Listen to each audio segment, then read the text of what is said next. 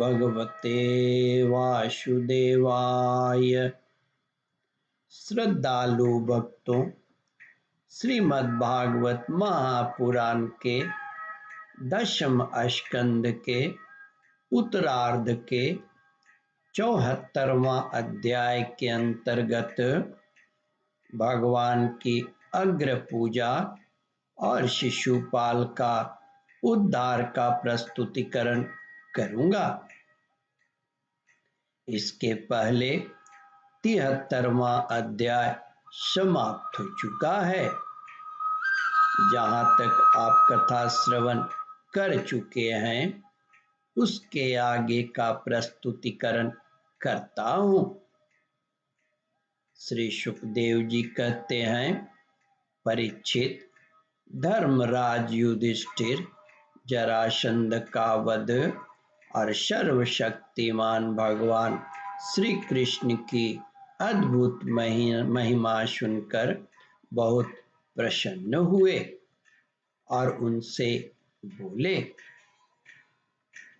धर्मराज युधिष्ठिर ने कहा, सच्चिदानंद स्वरूप श्री कृष्ण, त्रिलोकी के स्वामी ब्रह्म, त्रिलोकी के स्वामी ब्रह्मा, शंकर आदि और इंद्र आदि लोकपाल सब आपकी आज्ञा पाने के लिए तरसते रहते हैं और यदि वह मिल जाती है तो बड़ी श्रद्धा से उसको शिरोधार्य करते हैं। अनंत हम लोग हैं तो अत्यंत दीन, परंतु मानते हैं अपने को भूपति और नरपति। ऐसी स्थिति में तो हम हैं दंड के पात्र, परंतु आप हमारी आज्ञा स्वीकार करते हैं और उसका पालन करते हैं। सर्वशक्तिमान कमल नयन भगवान, सर्वशक्तिमान कमल नयन भगवान के लिए यह मनुष्य लीला का अभिनय मात्र है। जैसे उदय तथा अस्त के कारण सूर्य के तेज में गति या घटती या बढ़ती नहीं होती, वैसे ही किसी भी प्रकार के कर्मों से न तो आपका उल्लास होता है और न तो ह्रास ही, क्योंकि आप सजातीय, विजातीय और स्वगत भेद से रहित स्वयं पर ब्रह्म परमात्मा हैं। किसी से पराजित न होने वाले माधव, यह मैं हूँ और यह मेरा है तथा यह तू है और यह तेरा है, इस प्रकार की विकार युक्त भेद बुद्धि तो पशुओं की होती है। जो आपके अनन्य भक्त हैं उनके चित्त में पागलपन के विचार कभी नहीं आते, फिर आप में तो होंगे ही कहाँ से। इसलिए आप जो कुछ कर रहे हैं वह लीला ही लीला है।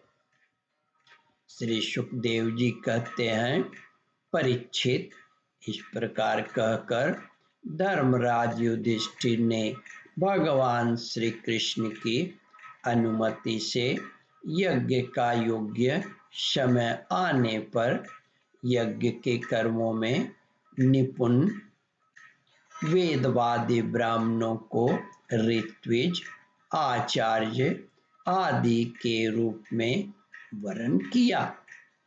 उनके नाम ये हैं, श्री कृष्ण द्वैपायन व्यास, भरद्वाज, सुमंतु, गौतम, अशित, वशिष्ठ, चयवन, कनव, मैत्रेय, कवश, त्रित, विश्वामित्र, वामदेव, सुमति, जैमिनी, क्रतु, पेल, पराशर, गर्ग, वैशंपायन, अथर्वा, कश्यप, धौम्य, परशुराम, शुक्राचार्य, आशुरी, वितिहोत्र, मधुच्छंदा, वीरसेन और अकृतवर्ण।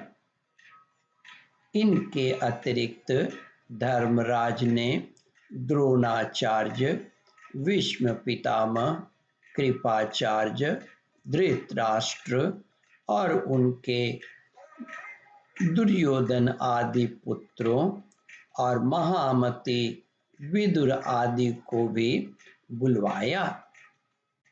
राजन, राजसूय यज्ञ का दर्शन करने के लिए सब राजा, उनके मंत्री तथा कर्मचारी, ब्राह्मण, क्षत्रिय, वैश्य, शूद्र सब के सब वहां आए। श्री सुखदेव जी कहते हैं, परीक्षित, इसके बाद ऋत्विज ब्राह्मणों ने सोने के हलों से यज्ञ भूमि को जुतवाकर राजा युधिष्ठिर को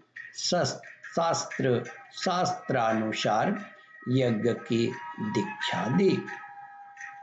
प्राचीन काल में जैसे वरुण देव के यज्ञ में सबके सब यज्ञ पात्र सोने के बने हुए थे, वैसे ही युधिष्ठिर के यज्ञ में भी थे।